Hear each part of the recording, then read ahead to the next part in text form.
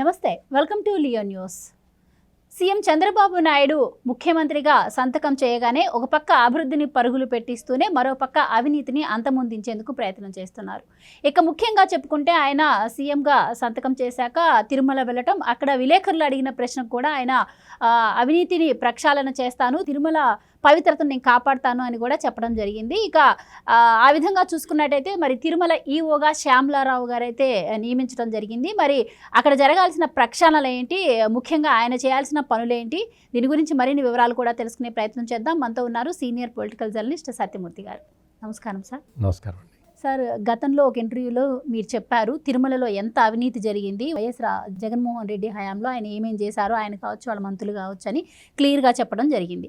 So ఇప్పుడు తిరుపతికి ఈఓగా శ్యామలారావు గారిని నియమించడం జరిగింది చంద్రబాబు నాయుడు గారు. మరి ఈయన వచ్చాక ఎలాంటి అభివృద్ధి జరుగుతుందని మీరు చెప్తారు, ఎలాంటి వాటిని ప్రక్షాళన చేయాలంటారు? ముందుగా అక్కడ అసలు తిరుమల కొండ మీద మొత్తం అంతా అవినీతే ఉంది, ఎందులో చూసినా అవినీతే.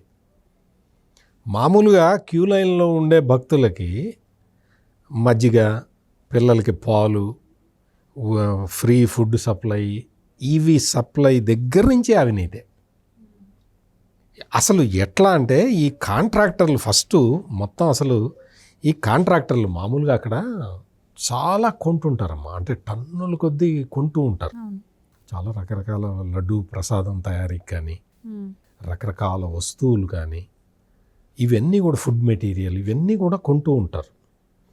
ఈ ధర్మారెడ్డి వచ్చిన దగ్గర నుంచి మొత్తం అవినీతే, ఎక్కడా కూడా ట్రాన్స్పరెంట్గా చేసింది లేదు. చాలా చోట్ల ఏం చేస్తారు అంటే రెగ్యులర్ సప్లయర్స్నే ఈ మొత్తం ఈ ఫుడ్ మెటీరియల్ ఇదంతా కూడా వాళ్ళ దగ్గర నుంచి తెప్పించుకుంటారు. రెగ్యులర్ సప్లయర్స్ ఉంటారు, వాళ్ళల్లో చూసుకొని రేటు మాట్లాడుకొని క్వాలిటీ చూసుకొని ఆ క్వాలిటీ ప్రకారం తెప్పించుకుంటారు. ధర్మారెడ్డి ఏం చేశాడు అంటే తన మనుషుల్ని పోగేసుకున్నాడు, తన మాట వినే వాళ్ళని తెచ్చిపెట్టుకున్నాడు. దాంతో మొత్తం తీసుకురావడం, ఇప్పుడు ఆ లడ్డు క్వాలిటీ కూడా తగ్గిపోయింది. వెంకటేశ్వర ప్రసాదం అంటే మనం అట్లా తీసుకొచ్చి నెల తర్వాత కూడా తినేవాళ్ళం. అసలు తిరుపతి లడ్డు మన ఇంట్లో ఉంది అంటే మొత్తం ఇల్లు మొత్తం సువాసన ఉండేది. అటువంటి తిరుపతి లడ్డు ఈ రోజున తెచ్చి పెట్టుకుంటే రెండో రోజు మూడో రోజుకి వాసన వస్తున్నది. ఎంత అపచారం అమ్మ దేవుడికి. నేననే పాయింట్ ఏంటంటే ఇప్పుడు అక్కడ ఆగమ శాస్త్ర ప్రకారం జరగాల్సినవన్నీ స్వామికి కైంకర్యాలు చేసుకుంటూ, స్వామికి కైంకర్యం చేయటం అంటే అర్థం ఏంటి? ప్రసాదాలు కరెక్ట్గా పెట్టడం, మొత్తం పూజలు ఏ విధంగా. ఎవడైనా కానీ అక్కడ మొత్తం క్యూ లైన్లో ఉండే, ఇప్పుడు చాలా పెద్ద క్యూ సిస్టమ్ ఉంది. ఎంత పెద్ద క్యూ సిస్టమ్ ఉంది అంటే ఫారిన్ నుంచి కూడా వచ్చి అక్కడ ఈ క్యూ లైన్ సిస్టమ్ని స్టడీ చేసిపోతూ ఉంటారు. అసలు ఇంత పద్ధతిగా ఎట్లా మెయింటైన్ చేస్తారు అని. క్యూ లైన్లోకి వచ్చిన వాళ్ళు ఒక్కొక్కసారి 12 గంటలు 18 గంటలు కూడా పట్టవచ్చు. మరి అటువంటప్పుడు అక్కడున్న పెద్దవాళ్ళు ఉంటారు, షుగర్ పేషెంట్లు ఉంటారు, చిన్న పిల్లలు ఉంటారు. ఎవరికైనా కానీ ఆకలి అయితే వాళ్ళ దృష్టి దేవుడి మీద నుంచి ఆకలి మీదకి మళ్ళుతుంది. సహజం, అది మానవ సహజం. నువ్వేం చేయాలంటే ఆ టైంకి వాళ్ళకి చిన్న పిల్లలైతే పాలు ఇవ్వాలి, మజ్జిగ ఇవ్వాలి. ఆ క్యూ లైన్లో టిఫిన్ టైంకి టిఫిన్ ఇవ్వటం, లంచ్ టైంకి పులిహోరో లేకపోతే దద్దోజనమో ఇటువంటివి పెట్టడం చేసి భక్తుల ఆకలి తీరిస్తే భక్తుడి దృష్టి అంతా స్వామివారి మీద ఉంటుంది.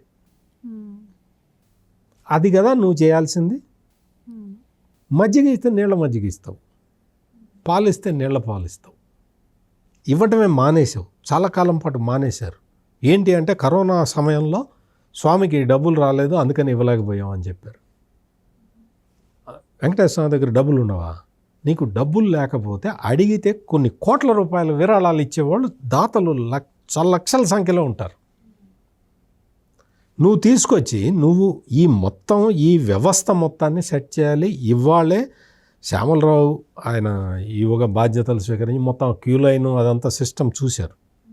చూసి మొత్తం అంతా కూడా అక్కడ అంతా మొత్తం భయంకరమైన వాతావరణం ఉంది అక్కడ. ఆ మొత్తం క్లీన్ చేయాలి, ఇమ్మీడియట్గా క్లీన్ చేయాలని చెప్పాడు. శానిటేషన్ సిబ్బందిని కూడా సస్పెండ్ చేశాడు. సస్పెండ్ చేసి దాంతో సరిపోదు, అక్కడ మొత్తం భక్తులు వాలంటీర్లుగా పనిచేయటానికి చాలామంది రెడీగా ఉంటారు. వాళ్ళందరినీ కూడా తీసుకొచ్చి సమాయత్తం చేసి ఇటువంటి కార్యక్రమాలన్నీ చాలా ప్రక్షాళన చేయాల్సి ఉంటుంది. ముఖ్యంగా ఈ నిత్యాన్నదాన పథకంలో దానికి సంబంధించిన పర్చేజింగ్స్ వాటిలో కూడా ట్రాన్స్పరెన్సీ తీసుకురావాలి. అందులో కూడా చాలా గోల్మాల్ జరుగుతున్నది. దాదాపు రోజుకి ఒక 30 లక్షల రూపాయల సామాగ్రి కొంటూ ఉంటారు. దాన్నంతా కూడా ప్రక్షాళన చేయాల్సిన అవసరం ఉన్నది. మొత్తం ఎవరైతే ఈ సామాగ్రి, ఆహార సామాగ్రి సప్లై చేసేవాళ్ళు ఉంటారో వాళ్ళందరి జాబితాలు ఇప్పుడు మొత్తం ధర్మారెడ్డి కలుషితం చేసేసాడు. ముందు ఎవరైతే సప్లయర్స్ ఉంటారో వాళ్ళ లిస్టుల్ని సార్ట్అవుట్ చేసుకోవాలి. ఈ ధర్మారెడ్డి చేసిన ప్రధానమైన ఇదేంటి అంటే శ్రీవాణి ట్రస్ట్ అని పెట్టాడు. అంటే 10,000 రూపాయలు కడితే వెంకటేశ్వర స్వామి దర్శనం. అందులో అసలు శ్రీవాణి ట్రస్ట్ మీదే చాలా వివాదాలు ఉన్నాయి.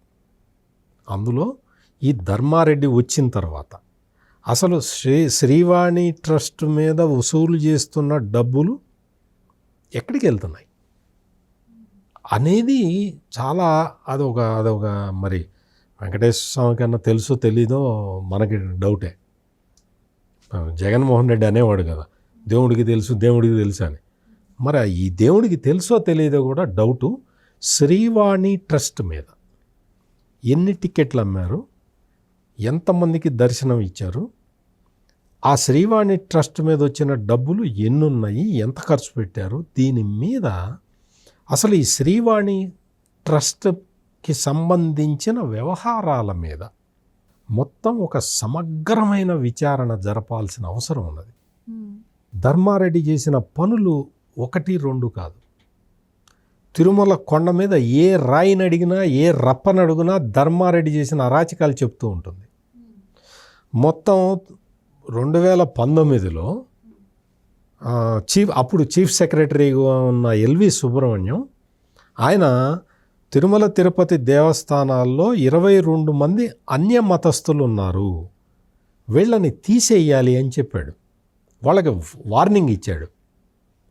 వార్నింగ్ ఇచ్చి వీళ్ళని తీసేయాలి అని చెప్పిన తర్వాత వాళ్ళని తీసేయలేదు, కానీ ఎల్వి సుబ్రహ్మణ్యాన్ని తీసేశాడు జగన్మోహన్ రెడ్డి. ఇప్పుడు ఈ రోజున తిరుమల తిరుపతి దేవస్థానాల్లో పనిచేస్తున్న అన్య మతస్థులు చాలామంది ఎక్కువైపోయారు. 2019లో 22 మంది ఉన్నారు. ఇప్పుడు ఎంతమంది ఉన్నారో చూసి శ్యామలరావు గారు లెక్క చెప్పాలి. తక్షణమే వాళ్ళ దగ్గర నుంచి అండర్టేకింగ్ తీసుకోవాలి. వాళ్ళని ఉద్యోగాల్లో నుంచి తీసేస్తారా తీసేయరా అది మనం చెప్పేది కాదు, అది అడ్మినిస్ట్రేటివ్ మ్యాటర్, వాళ్ళు డిసైడ్ చేసుకోవాలి. ఇమ్మీడియట్గా వీళ్ళు చేయాల్సింది ఏంటంటే వాళ్ళ దగ్గర నుంచి ఒక అండర్టేకింగ్ తీసుకోవాలి. మాకు వెంకటేశ్వర స్వామి మీద నమ్మకం ఉంది, హిందూ ధర్మం మీద మాకు నమ్మకం ఉన్నది, మేము ఇక్కడ పని చేసేటప్పుడు వెంకటేశ్వర స్వామి ప్రసాదం తింటాము అని వాళ్ళ దగ్గర నుంచి అండర్టేకింగ్ తీసుకొని వాళ్ళని కంటిన్యూ చేస్తే చాలామందికి అభ్యంతరం ఉండకపోవచ్చు. నేనేమి అందులో ఆ శాస్త్రానికి సంబంధించిన వాడిని కాదు కాబట్టి నేను సలహా మాత్రమే ఇస్తున్నా. వాళ్ళ దగ్గర నుంచి అండర్టేకింగ్ తీసుకొని వాళ్ళని కంటిన్యూ చేస్తే చేయవచ్చు. మేము అండర్టేకింగ్ కూడా ఇవ్వము అని చెప్పిన అన్య మతస్థుల్ని వెంటనే కొండపై నుంచి కిందకి పంపించేయాలి. ఇది ఇమ్మీడియట్గా చేయాల్సిన విషయం. ఒకటి, శ్రీవాణి ట్రస్ట్ మీద పూర్తి స్థాయిలో విచారణ చేయటం. రెండోది, తిరుపతి కొండ మీద నుంచి అన్య మతస్థుల్ని కిందకి దించటం, అక్కడ ఉండటానికి వీల్లేదు. మూడోది, అక్కడ మొత్తం విచ్చల విడిగా కాంక్రీటు నిర్మాణాలు చేశాడు ధర్మారెడ్డి టైంలో. వాటన్నిటినీ కూడా అవసరమా కాదా, అవన్నీ అక్కడ కాంక్రీటు నిర్మాణాలని తగ్గించాల్సిన అవసరం ఉన్నది. వన్యప్రాణులు ఇబ్బంది పడుతున్నాయి అక్కడ. పర్యావరణాన్ని కాపాడటం అనేది టాప్ ప్రయారిటీగా తీసుకోవాలి. తిరుమల కొండ మీద పవిత్రత కాపాడటం అంటే పర్యావరణాన్ని రక్షించుకోవటం. ఈ విషయం మీద టాప్ ప్రయారిటీగా దీన్ని పెట్టుకోవాలి. కొండని విస్తృతంగా మొత్తం విస్తరించుకుంటూ పోవటం కాదు, కొండ మీద నిర్మాణాలు ఎక్కువ చేయటం కాదు, కొండ మీద నిర్మాణాలని తగ్గించే ప్రయత్నం చేయాలి. ఈ తరహా చర్యలు తీసుకోవాలి. అప్పుడే వెంకటేశ్వర స్వామి సంతోషపడతాడు. ఈ తరహా నిర్ణయాలని ఇమ్మీడియట్గా తీసుకోవాల్సిన అవసరం ఉంది. అంటే కొన్ని లాంగ్ టర్మ్లో తీసుకోవాల్సినవి కొన్ని ఉంటాయి. ఇంకొకటి, నేను ముఖ్యమంత్రి చంద్రబాబు నాయుడు చెప్పిన మాటల్ని శ్యామలరావు తూచా తప్పకుండా పాటిస్తున్నట్టుగా నాకైతే కనపడుతూ ఉన్నది. ఎందుకంటే ఇదివరకు కొండ కింద నుంచి నడుచుకుంటూ వచ్చే భక్తులకి టోకెన్లు ఇచ్చేవాళ్ళు. నడక దారిన వస్తున్నాడు అంటే అతను ఒక పేదవాడు అయి ఉండొచ్చు, వెంకటేశ్వర స్వామి మీద విపరీతమైన భక్తి ఉండొచ్చు, మొక్కుకొని ఉంటాడు, ఏదో తన కష్టం తీరితే కొండకి నడిచి వస్తానని మొక్కుకుంటాడు. అటువంటి భక్తులకి టాప్ ప్రయారిటీ ఇవ్వాల్సి ఉంటుంది. డబ్బులతోటి కాదు ఇక్కడ సంబంధం. చాలామంది డబ్బులు ఉన్నవాళ్ళు కూడా మొక్కుకుంటే నడుచుకుంటూ వస్తారు. అలా నడుచుకుంటూ వచ్చే భక్తులకి స్వామి దర్శనంలో ప్రయారిటీ ఇవ్వాలి. ఆ ప్రయారిటీ ఇచ్చే విధానాన్ని ధర్మారెడ్డి తీసి పక్కన పడేశాడు. కింద నుంచి నడుచుకుంటూ వచ్చే భక్తులకి మళ్ళీ టోకెన్ సిస్టమ్ని ప్రవేశపెట్టారు. ఇప్పుడు ఈరోజు రేపో దాన్ని అమలు చేయబోతున్నారు. మీరు చెప్తున్నట్టే అక్కడ మార్పు అయితే మొదలైనట్టే కనిపిస్తుంది. ఎందుకు అంటే మొన్న ఒక న్యూస్ కూడా వచ్చింది. పెద్ద పెద్ద సమస్యలే కాదు, చిన్న చిన్న సమస్యలు కూడా అక్కడ భక్తులను ఇబ్బంది పెడుతూనే ఉంటాయి. దర్శనంకి వెళ్ళే దారిలో కూడా కాళ్ళు మండుతూ ఉంటాయి. అలాంటి వాళ్ళ కోసం కూల్ సిమెంట్ కూడా వేయించారు. దీనిపైన కూడా భక్తుల నుంచి హర్షం వ్యక్తం చేస్తున్నారు అని చెప్పి వార్తలు వస్తున్నాయి. ఇదేంటంటే అక్కడ కూల్ సిమెంటే కాదమ్మా, ఇదివరకు ఏం చేసేవాళ్ళు అంటే ఈ కార్పెట్ వేసేవాళ్ళు.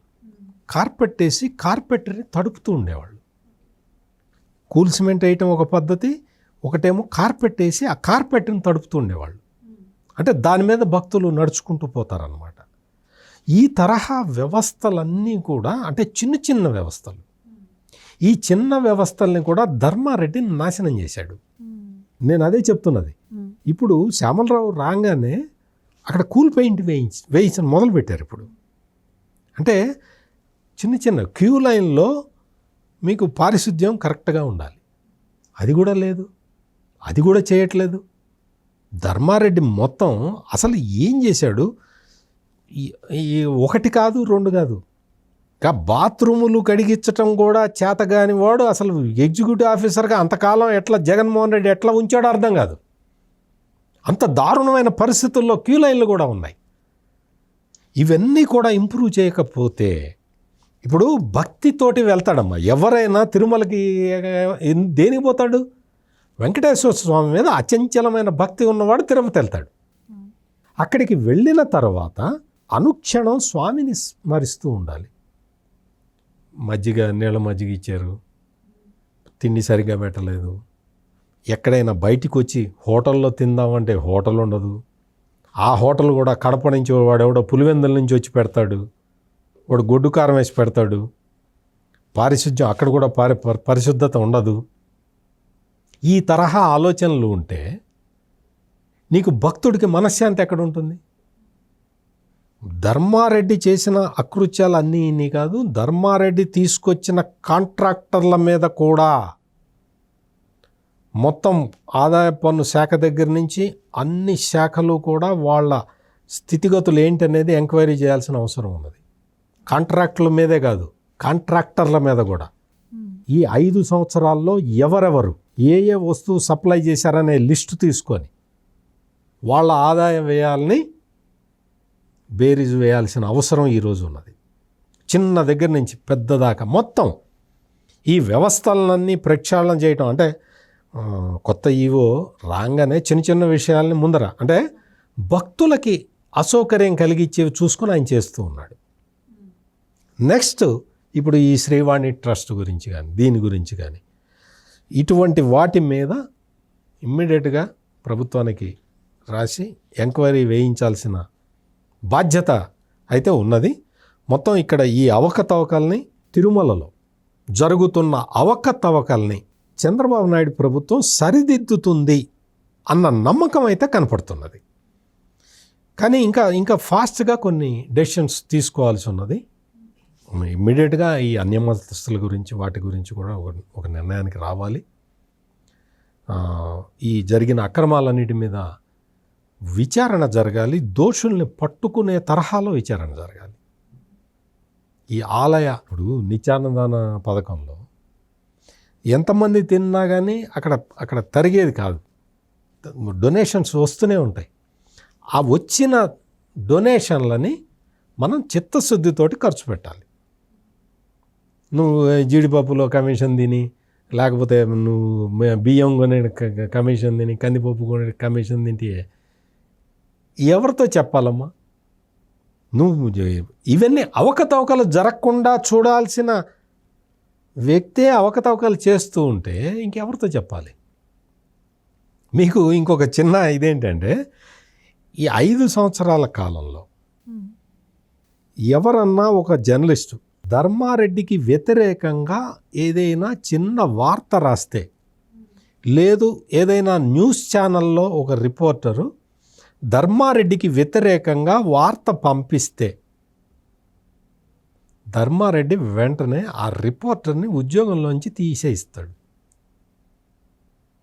తను చెప్పిందే రాయాలి పేపర్లో, ఏ పేపర్ అయినా సరే తను చెప్పిందే చూపించాలి. తనకు వ్యతిరేకంగా వార్త వస్తే ఆ వార్త ఛానల్ వాళ్ళతోటి మాట్లాడి ఈ రిపోర్టర్ని తీసేయించేవాడు ధర్మారెడ్డి.